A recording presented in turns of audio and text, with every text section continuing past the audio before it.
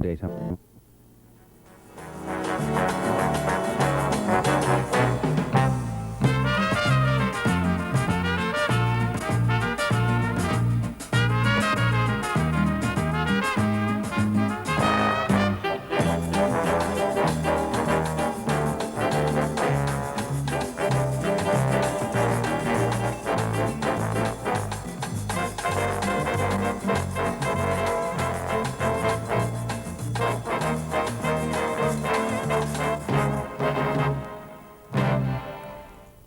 Now on to British social history and a look at the impact on society of the motor car.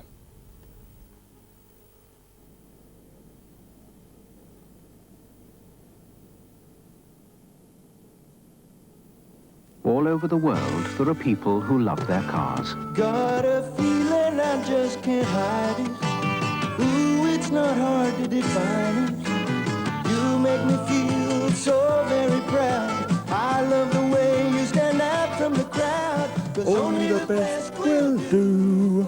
Only the best will.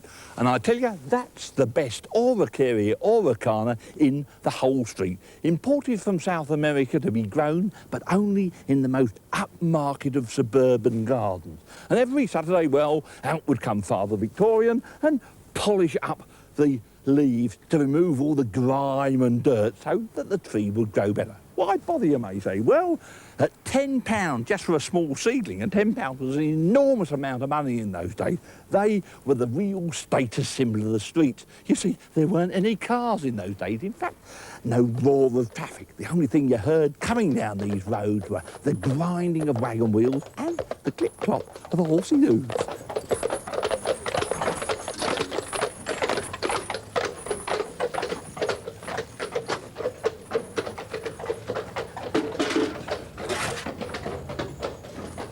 Of course, horse transport was okay for some occasions, although it was slow and a bit messy. But there you are, horse exhaust is absolutely perfect for your garden.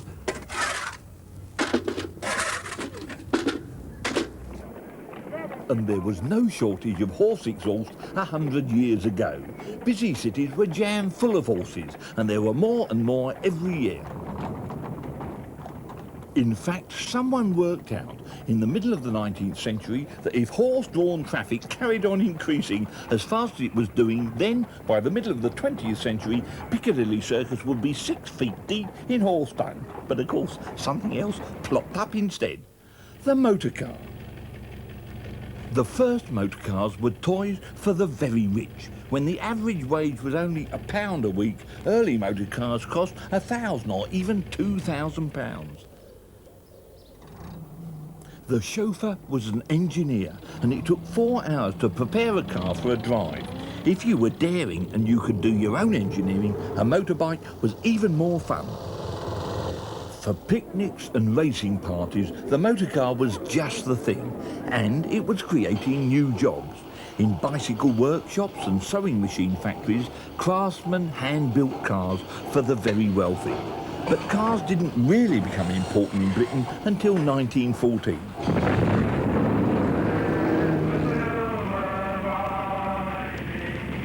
The British Army began the war with 1,200 motor vehicles. It ended it with 60,000. The horse was on its way out. The petrol engine made new weapons possible. Here was the cavalry of the future.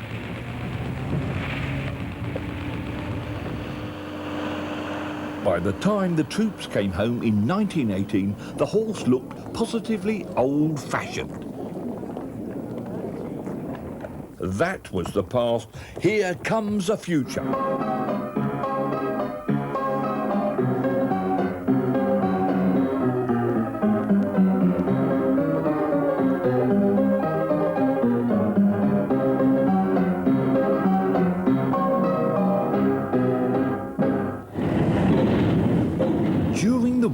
William Morris had mass-produced shells. Now he understood, as Henry Ford had already shown in America, that cars could also be mass-produced. he set up a production line at Cowley near Oxford. By 1926, he was a millionaire, and Cowley was producing 70,000 cars a year. To run a car in those days, you needed to earn about 4 times as much as this chap spraying on the paint. There were about 750,000 people in Britain who could afford it, and vans and lorries replaced horse-drawn cars. The dung-free traffic jam had arrived. And the more cars that were made, the cheaper they got. Between 1924 and 1935, production doubled and prices halved.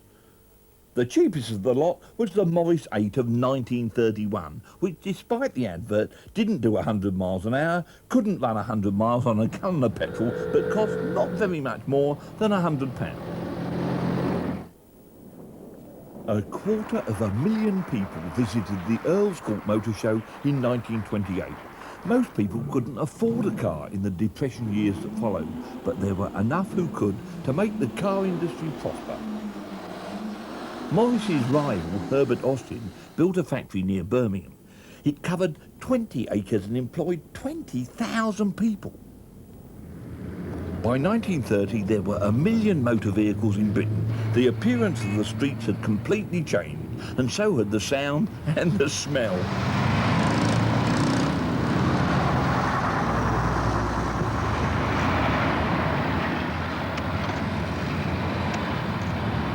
If you had a car, then on a sunny Sunday, what better to do than drive down to the coast?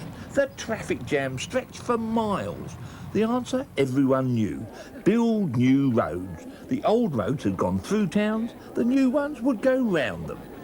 When the Kingston bypass was opened in 1927, the only people unhappy about it lived in what had been quiet suburbs round Kingston.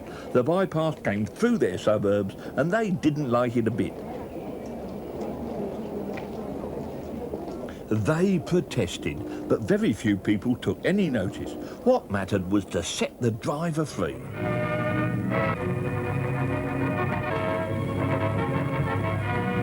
The whole country at the command of the steering wheel. Here a beauty spot, there an item of interest. The car is the modern magic carpet. A new age of personal freedom had begun. If you had a car, why, in 2 days you could drive from London to Cornwall.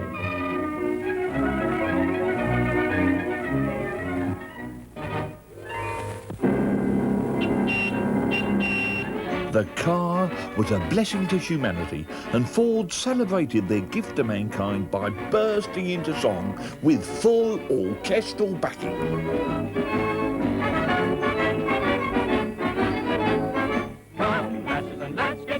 And tell them you want the car. There's room for Nell and her friend as well, and probably room for Ma. And Jimmy shall ride with Jane, and Jenny shall ride with Joe. And it's on and merrily on we go. And it's on and merrily on we go. Merrily on they went, without having to learn to drive or even how to reverse. You just got in a car and drove away. There were so many accidents that in 1934 a driving test was introduced. Driving tests have one object, to make our roads safe, and the examination is not an inquisition, but, as you will see, a series of very reasonable tests. The examiner watches for correct signals and road courtesies. Coming from a side turning without stopping is as bad as driving with your eyes closed. It's criminal. And so is blinding over crossroads. Taking a right-hand bend on the wrong side is asking for trouble, and the examiner doesn't like it.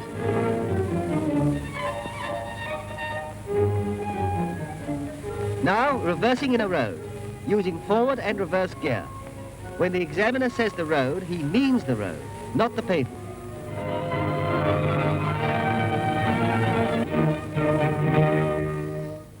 As well as all the people in the factories, the car was making work for many others. Roadside petrol stations were needed. This one was run by the AA, and the driver wasn't allowed to smoke. Every high street needed a garage to service cars. All the popular makes needed to be serviced once a month. A new job had been created, the motor mechanic. And of course, cars weren't really made in car factories, they were simply assembled there. The lights were made by one company, the tyres by another, and so on. By 1939, the motor industry was vital to the economy, and the manufacturers were very proud of that. Because we make a motor, there are ships upon the sea. There are captains on the bridges. There are dockers on the quay. There are barges on the river. There are lorries on the road. There are trucks upon the railway, each accounting for its load. And because we make a motor for a Surrey man to drive, there are cotton hands in Rochdale who will keep their hopes alive. And because we make a tractor for a farmer down in Kent, there are jobs up there in Durham, and there's money to be spent. The horse had all but vanished from the roads in just 20 years, but only one family in 15 actually owned a car. It wasn't until the 1950s that cars became cheap enough for the majority of families. Once the post-war shortages of petrol rationing were over, family cars became almost as common as telephones and vacuum cleaners. Why, more people had a car in 1960 than had a washing machine. The factories stamped out car bodies as though they were baked bean cans, and some people said the baked bean cans were better made, lasted longer and were safer on the road. But cars weren't sold as being well made or long lasting or safe, they were sold as being fun.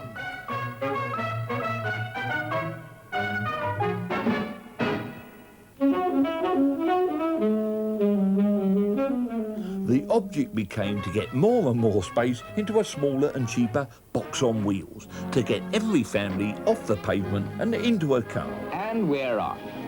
But tell me one thing, what's Dad reminding them about? Why, those days before the new baby Austin came into their lives.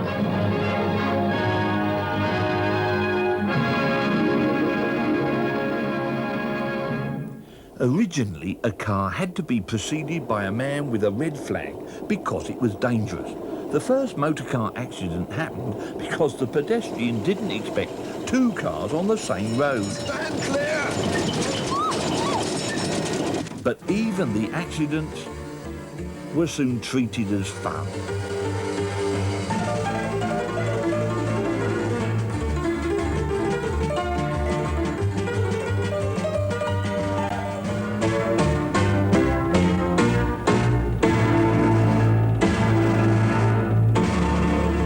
But they're not fun.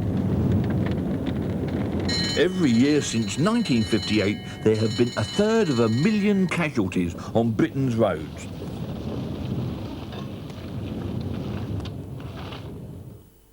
In 1981, one village imitated 1 year's road deaths to show what it really means.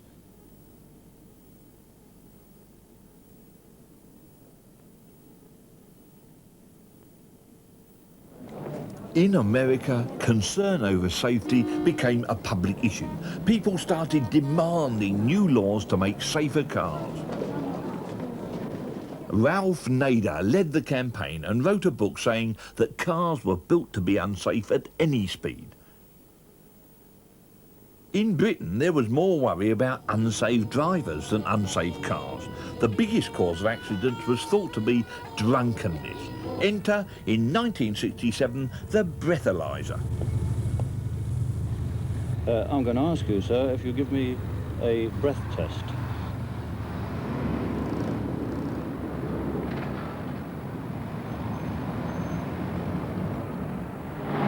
How safe is a car in an accident? Or rather, how safe is the person inside? Forcing people to wear seatbelts seemed like the opposite of freedom. And remember, cars were all about freedom. But in 1982, it became illegal to drive without one. Streets without cars, even safer. A pedestrian precinct just must be better than the red flag. And heavy lorries need to be kept out of town centres. Our towns were built for horses and carts. The question became, do we scrap the old streets and start again, or do we limit the freedom of the driver? Revolutionary new measures are announced to cope with London's parking problem, and this is one of them, the 2-hour parking meter. It's no good smiling sweetly at a police constable. These things are glamour-proof and quite infallible. The meters are immune to weather, thieves, fiddlers, or counterfeit coins. And both the time and the charge can be adjusted, not of course by the motorist, according to local circumstances. In fact, the darn things just aren't human. Parking meters and seat belts and breathalyzers all limit the car's freedom. But the motorway building of the 1970s gave some of that freedom back again. From 1970 to 1980, 1,500 miles of motorway were built, roads for the exclusive use of the internal combustion engine. No pedestrians, no horses, even better than the Kingston bypass.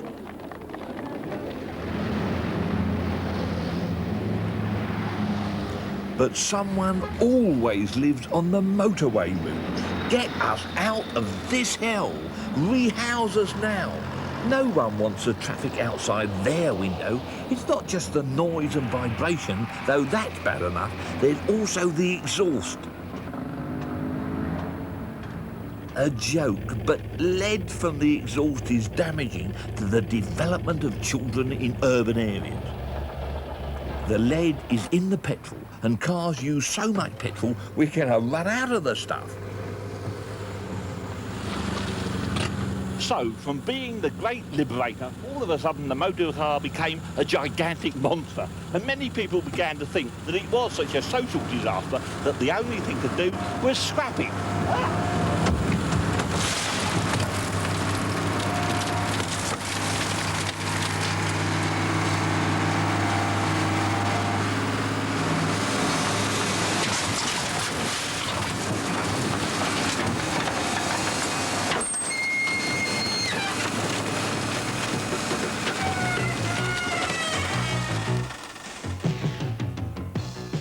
It's easier to scrap people than machines, and the number of cars is still going up. 1.5 million new cars every year. The cars being built now are less dangerous than the old ones. They're stronger, they brake better, they use less petrol, and they produce less lead.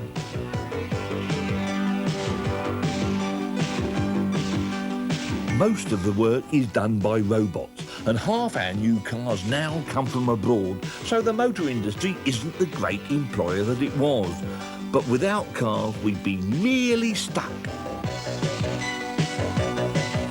So even though we scrap 1 million cars a year, we still haven't given up the idea of the car. I can't even get me scarf back. You see, whatever happens to your car, it's never yours fault, is it? Always the other guy's car that's to blame.